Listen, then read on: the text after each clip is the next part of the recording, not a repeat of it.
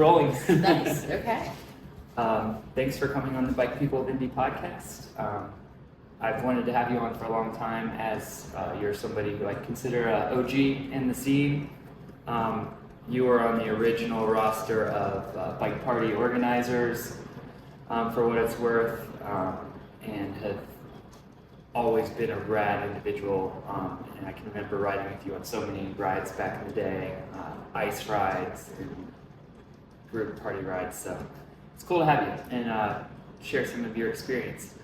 To people who might not know you, I'd like to start off by just going over your background. I first got to know you in the era on Mass Ave when you were working at Homespun. But before that, I don't think you're from Indy, right? So we'll just start, I guess, quick synopsis of your history. Sure. So, Ivy Cline. I actually moved to Indianapolis in 2006 for school. I moved down to attend Heron School of Art Design. So I'm actually back finishing my degree after a 14-year hiatus, so that's super fun. But I grew up in mid-Michigan. That's where mostly I hail from, there, and then the UP and Lake Superior area are a big part of where I grew up.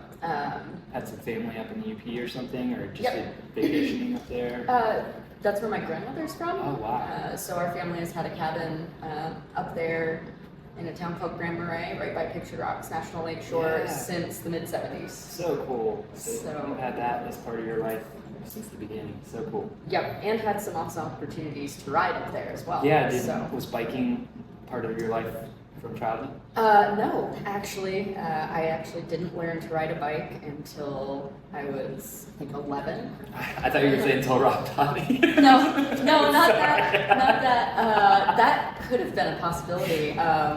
I really didn't ride. I had kind of a hybrid commuter bike when I first started school, first started college.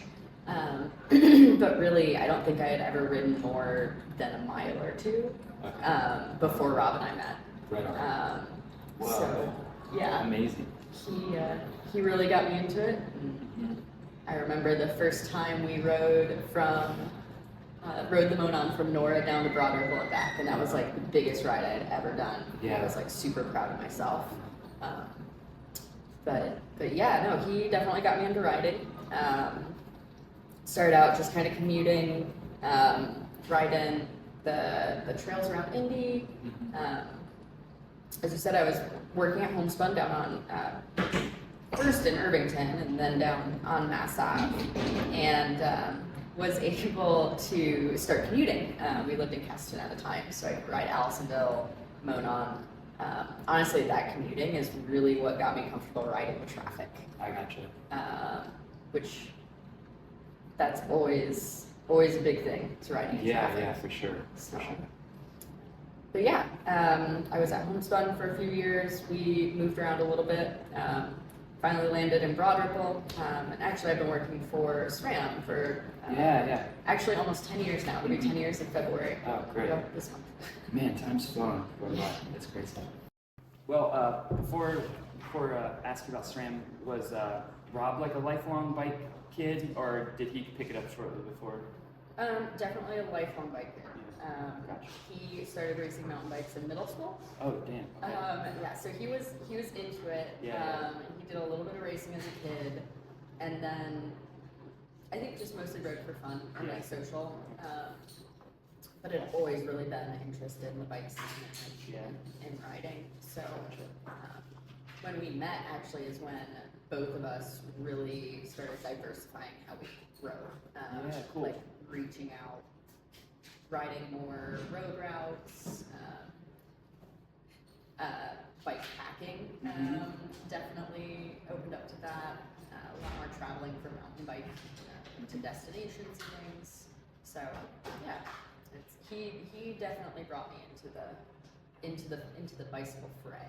Yeah, nice. Yeah, and I ask about Rob because I think of you guys almost as an item all the time, just because your trips you do together and everything, and you guys have been partners for what, 15 Almost. I guess it'll be Yeah.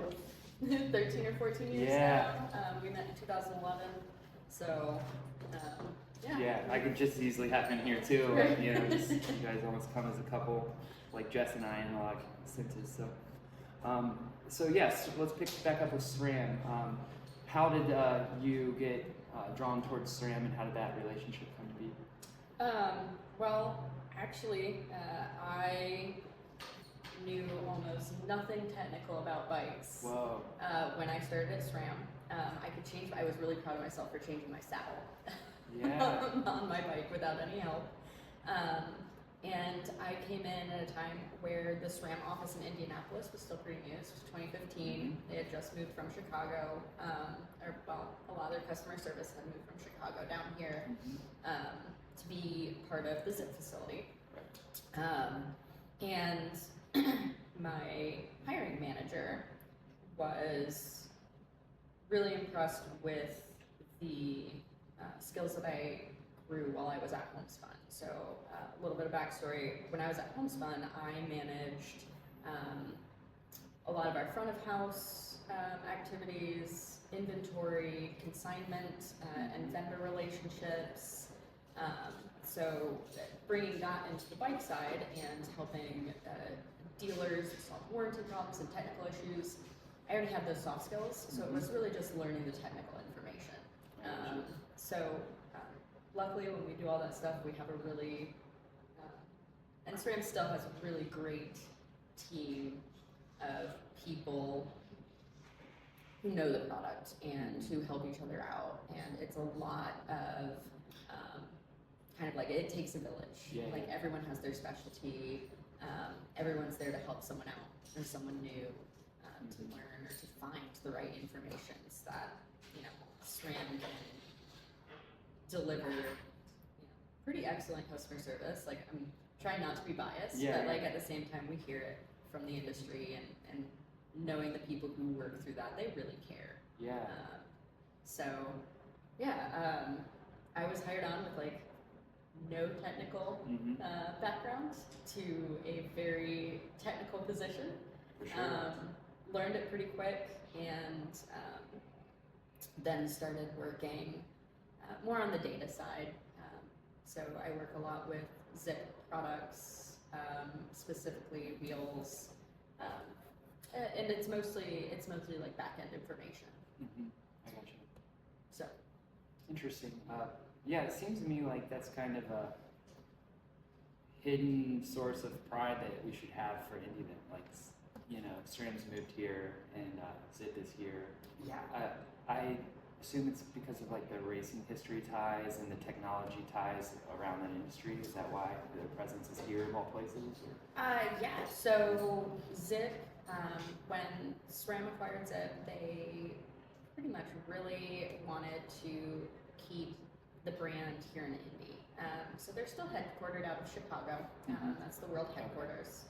And Indianapolis as a site is pretty incredible because we do all of our research and development for carbon manufacturing here. The advantage of being close to wind tunnels is really cool. So there's a lot of testing that goes on. What do you mean we're close to wind tunnels? You mean there's a facility that has wind tunnels here? Yeah, so with all of the like automotive racing.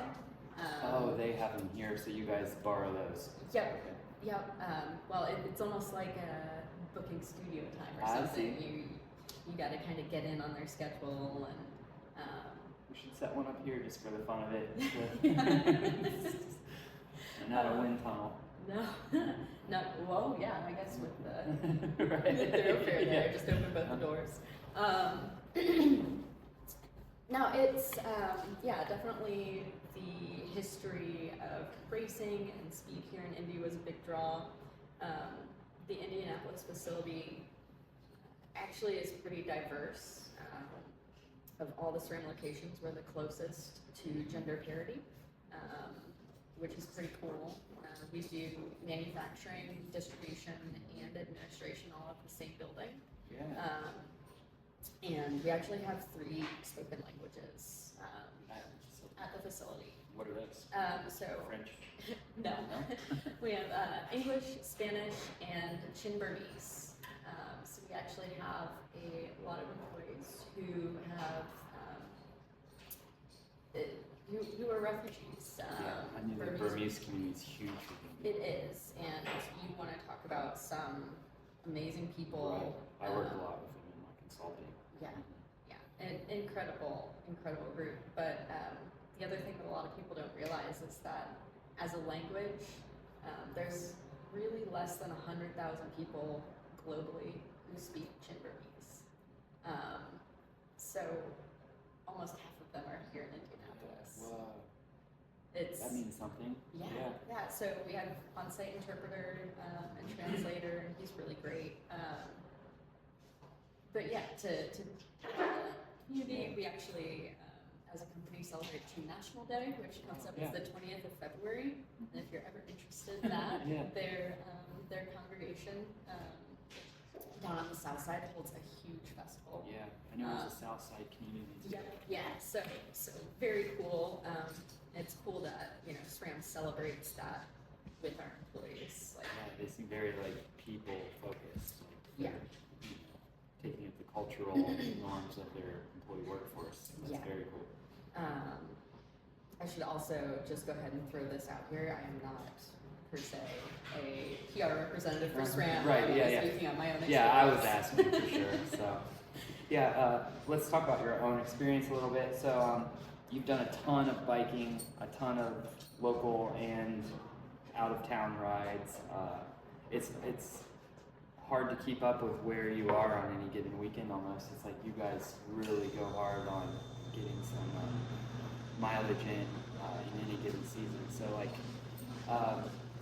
how did you get into the destination travel riding? Because to a lot of people, just traveling is enough, but basing a trip around biking is the next level, So how did you get into that, bike vacationing, so to speak?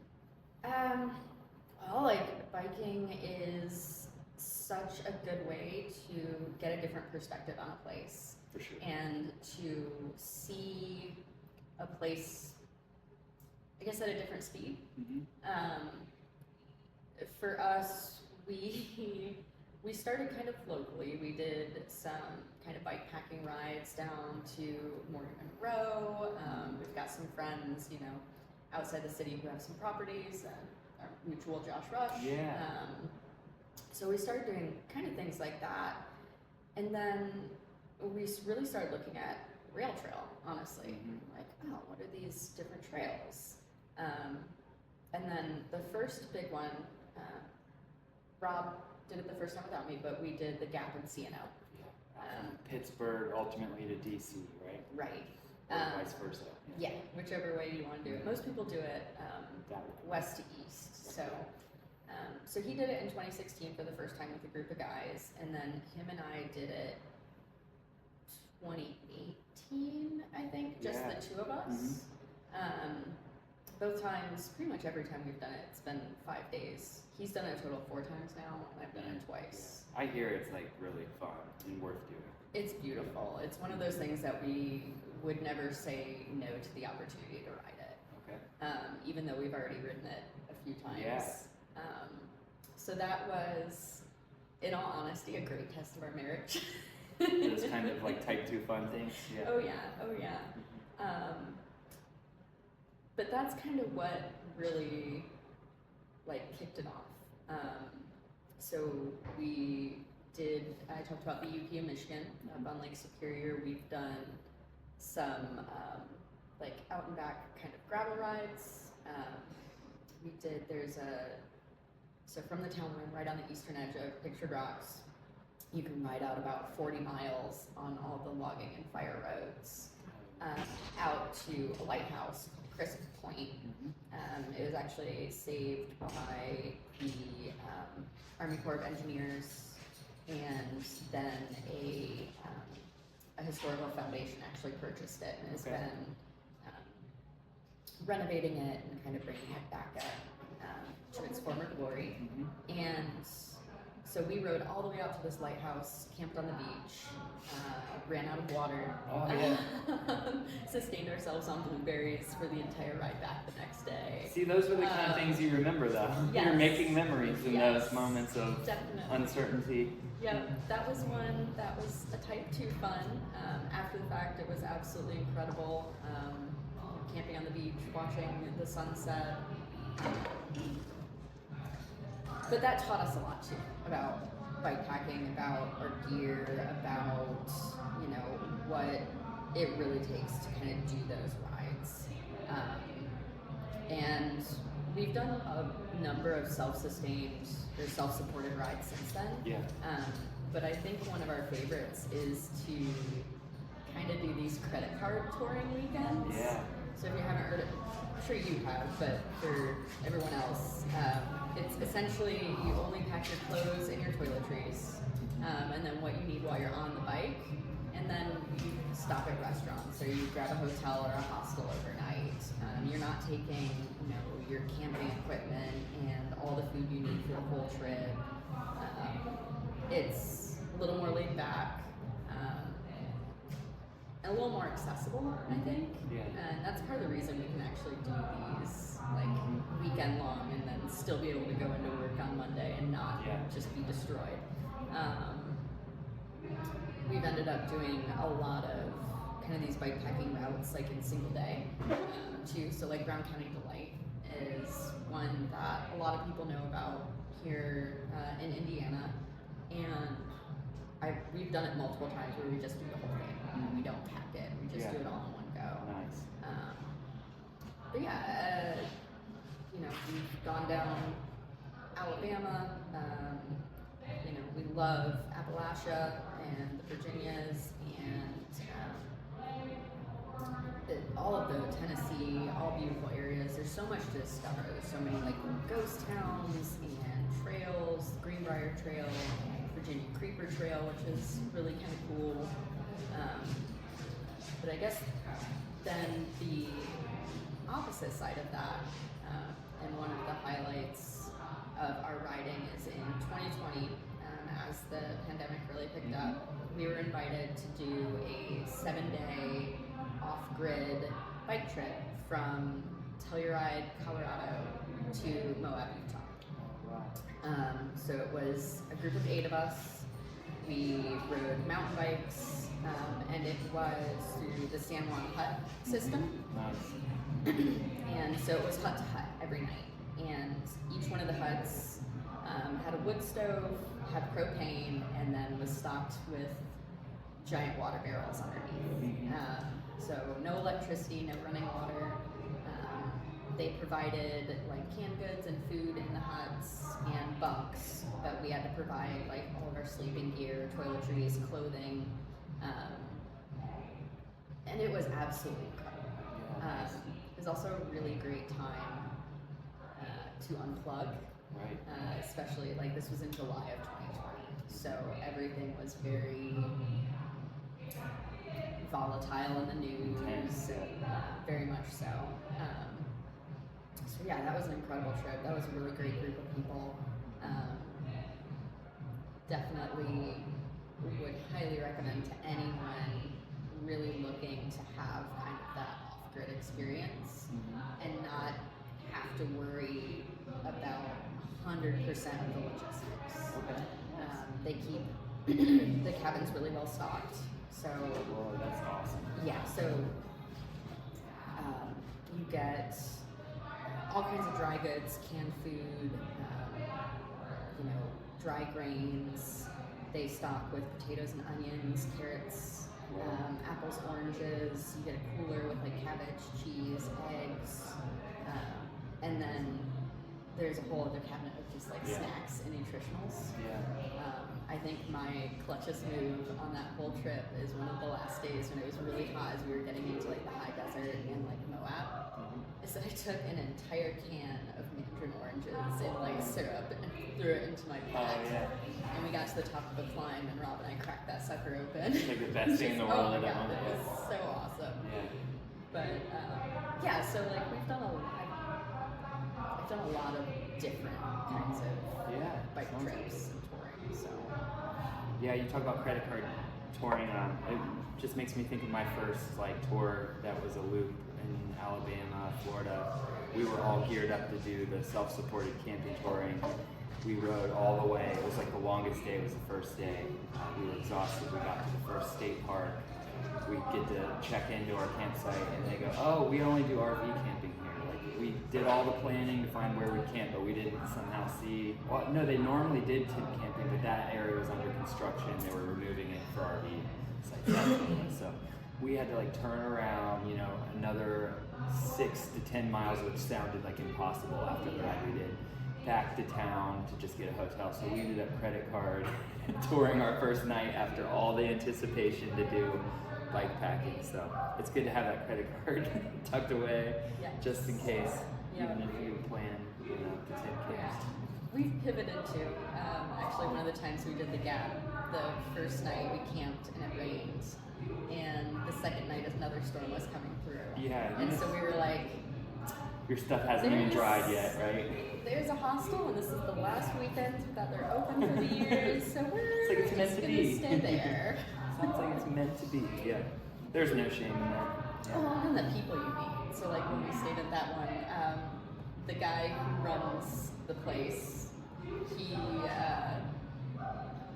older gentleman, lived in Appalachia all his life. We roll up and he's sitting at like a little cafe table outside of the office with a can of beer, chain smoking cigarettes. Yeah. And immediately says, "Oh yeah. You guys want a drink? Oh, I'll turn on the grill. I'll make you guys hot dogs." Happy to see you. That's awesome, and they're excited. Yeah, for sure. So he made us concession snacks and gave us some beers, and we had a dry place to stay for the night. Have you ever just had to like approach a stranger and ask to camp in their yard? No, that's one we've not had to do. Yeah, I've done that. We have like waited until just after dark and like gone and camped someplace. Stealth camping. Yes. I've always really wanted to do that, and I can't think of a time I've ever done that. But it's so easy. Like if you really just want to take a spot somewhere, like nobody's looking for people sneaking around. Like, I've always wanted to do that. Have you ever seen that guy's YouTube? That's just his whole channel. Oh, yeah, the Canadian guy? Yeah. He's great. He's very like vulnerable, like emotionally too. Like he's always talking about like mental health, but he goes and tries to find like even in the middle of roundabouts, like he'll go and like set up his tent in the middle of a roundabout, hiding somewhere. He camped in like a Walmart. No, it wasn't Walmart. He camped in a parking lot by disguising the back of his truck like it was full of like brush from a landscaping company. He just camped in the back of it. Or he'll like keep a wheelbarrow and like a high-vis vest. And so he'll just put all his stuff in a bag into his wheelbarrow and like go behind a construction site looking like he's supposed to be there. But he's millions of views. I know. The thing is that too, he's so, like you said, he is really emotionally vulnerable. He's a very kind person in everything he talks about. He's never out to like do something malicious. He's there, he's camping, he packs up. Leave no trace. Yeah. I love that. He's definitely. So we've done some self camping a few times, unplanned. I feel like I have to ask just because it's known that cycling is male overrepresented sport. So like, what's your take on that? You know, with your experience being local to Indy, how did you feel welcomed into the cycling sport and the cycling scene upon your introduction?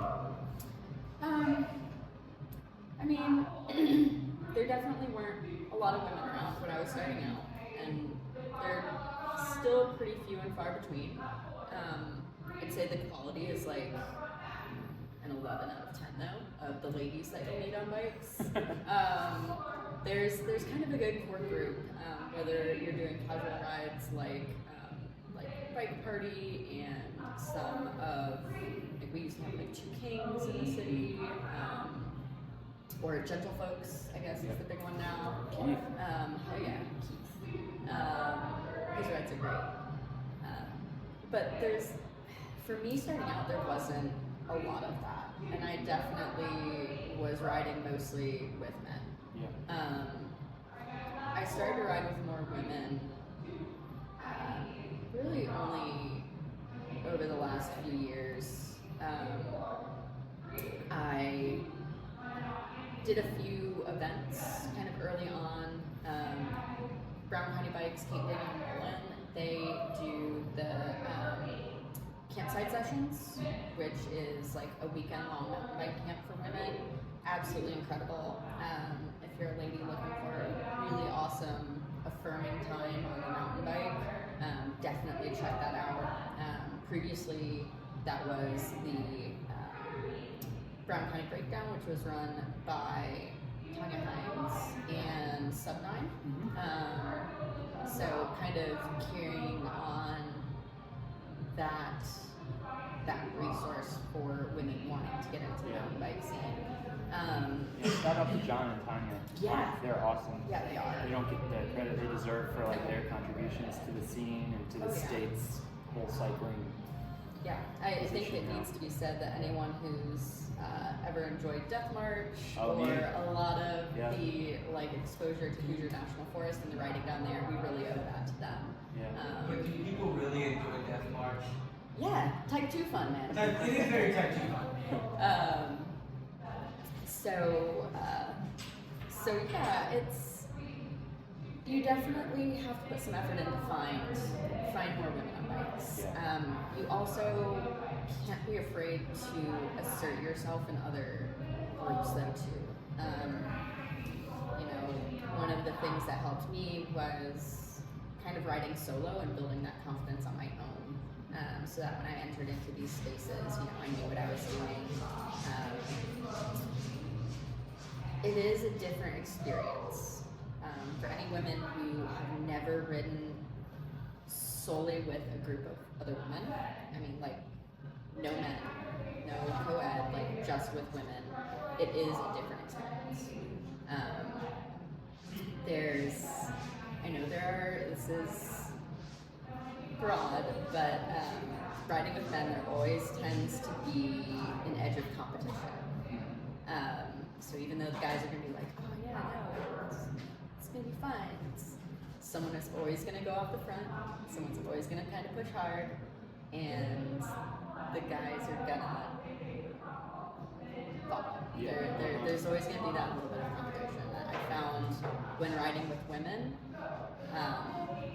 that very rarely is the case unless it's a intentional training ride. Right. As far as like resources for anyone who's wanting to get into it, the Divas, which is a all-women cycling group, they meet on the north side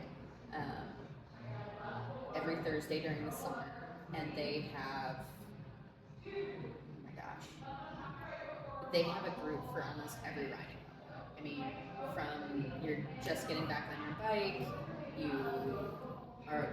don't want to ride very far, you don't ride fast, like seriously entry level, like 10 miles an hour, up to women who are riding, a little bit more competitively, are hitting that 20 mile an hour, like proper road ride. And they offer a lot of support too. So it is a club, but That's awesome. Where are they out of? they're out of Science, I think, or Westfield. Yeah. I sense that a downtown femme cycling scene is about to be born. Yep. Yeah, it's about to happen. So I did want to add, Divas is a club, and you can become a member and pay your dues and everything, but their Thursday rides during the summer are open to anyone. So you don't have to be a member of the club to go ride with them. That's cool. If you look them up, Divas Cycling, I think is what it is. And then Upland has actually pushed for a big initiative this year to grow their women's team. So they're more of a competitive road and gravel racing team. Are they based out of Upland Carmel then, or Upland South? They're based out of Bloomington, Okay. but they have a ton of riders here in Indianapolis. Okay, so it'd be easy to.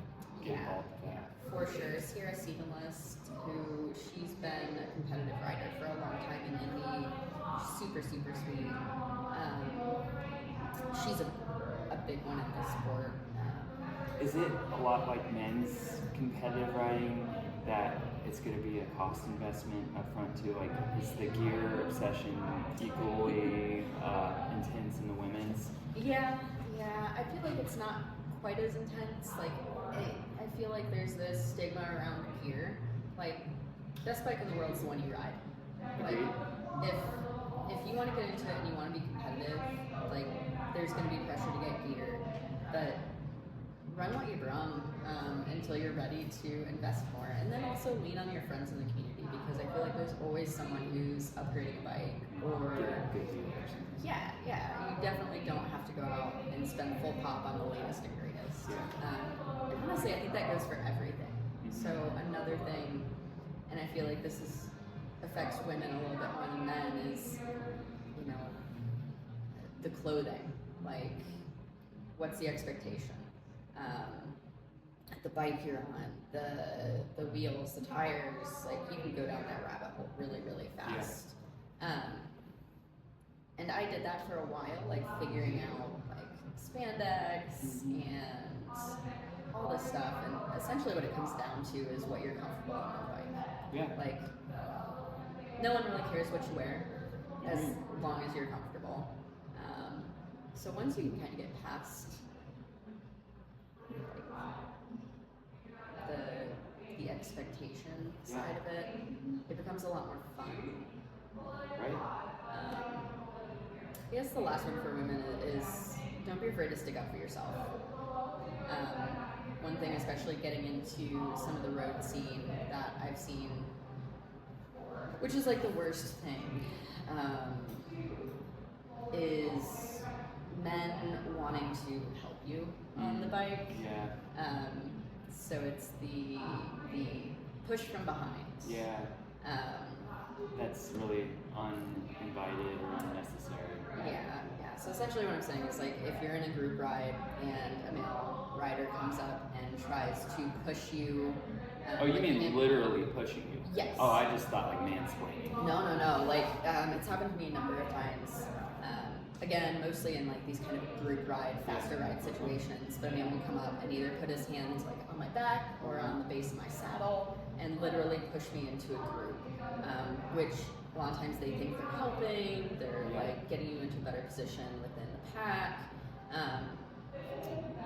At first, like, I would just like not say anything. Now when it happens, it's like, don't touch me. Yes, thank you.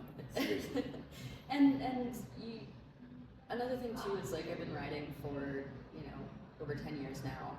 You see a lot more men willing to advocate for women as well, and who are going to speak up if they say that.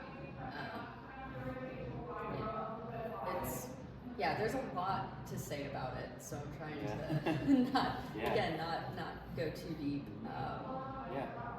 But when you get down to it, like, find your tribe. Don't worry about the expectation. Wear what you're comfortable in. Ride what you're comfortable riding. And ride the bike that makes you happy. Right. The one last thing I'll say, and this is probably like, this is the one gear thing that I will say. Invest in your saddle. Women, I hear so many women who are uncomfortable on the bike simply because of their saddle. Yeah. There's some really great resources in Indy, so like Bicycle Garage Indy on the north side. Go talk to Abby Wells. She will help you find a saddle. They also have a really great like saddle test period where you can return it for full pop. Try different chamois.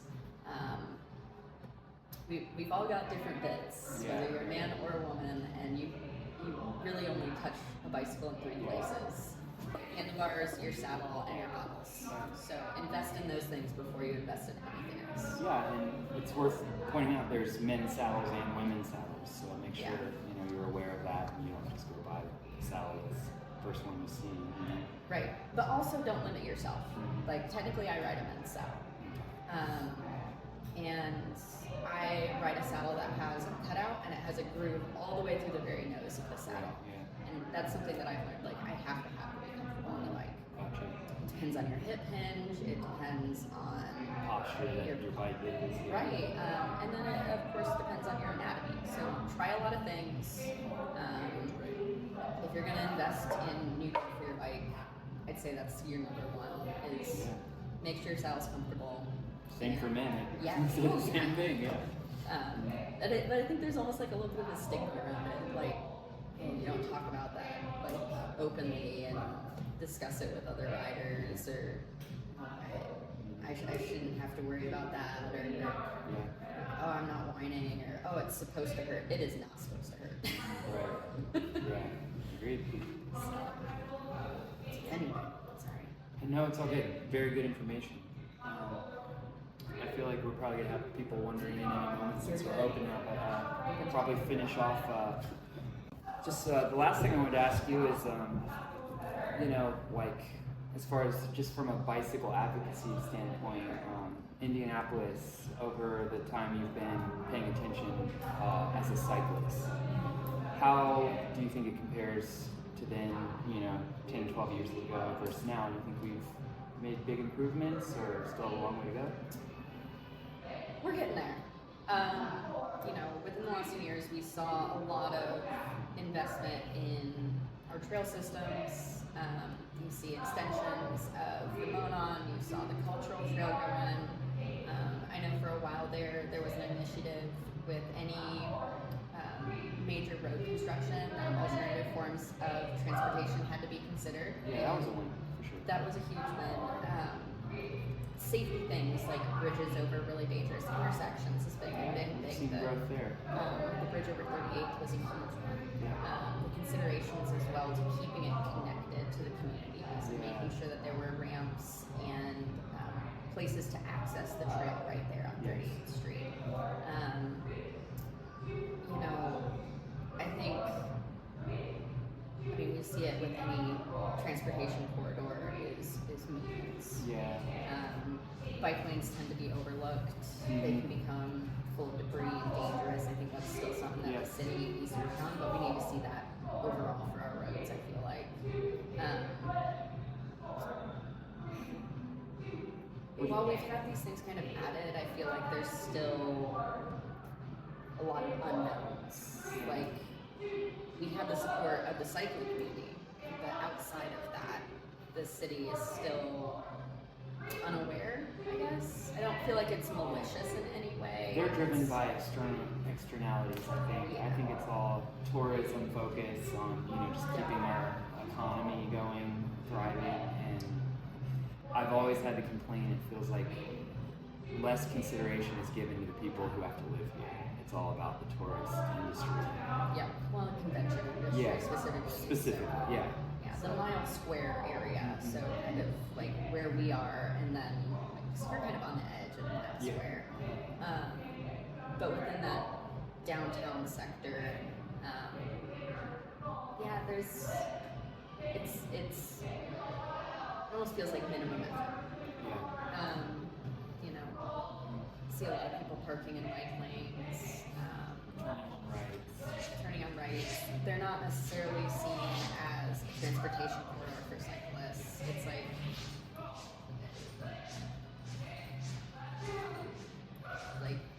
it's I don't know, it's a little bit hard to explain because I think there's gives and takes there. There's good things that the city's doing. Yeah. There's things that are being overlooked, but then also as a whole, the city has a lot to work on outside of cycling. When I think about it, I kind of think it in a positive way though, because it seems like the things that we need to improve on are pretty low-hanging fruit, relatively speaking. Like just the public communication side of it, communicating that, like, notice that we have all the no turn on red, no turn on red signs for right turning now. So we have advocacy groups who have been doing stuff for a long time. Bike Indianapolis, formerly IndyCog, they're still pushing for a lot of good things. Bicycle Indiana has grown a lot under Margaret. She's done some pretty incredible outreach, especially with younger folks and like with youth groups. And I think with anything else, it's getting the next generation interested and aware and just exposed to it. For sure, agreed. Yeah, that's why bike people, the first thing we did was get some kids' bikes in stock, and we want to work towards being a cargo bike shop, family shop, and I think that's the biggest advocacy move you can make is get families on bikes and future riders, train them early. So. Well, Ivy, thank you so much for coming and talking over all the bike indie stuff. I'm sure you'll inspire a lot of miles from all the viewers that will watch this. So thanks for coming. Keep on riding, and we'll look out for you on the streets and trails soon. Awesome.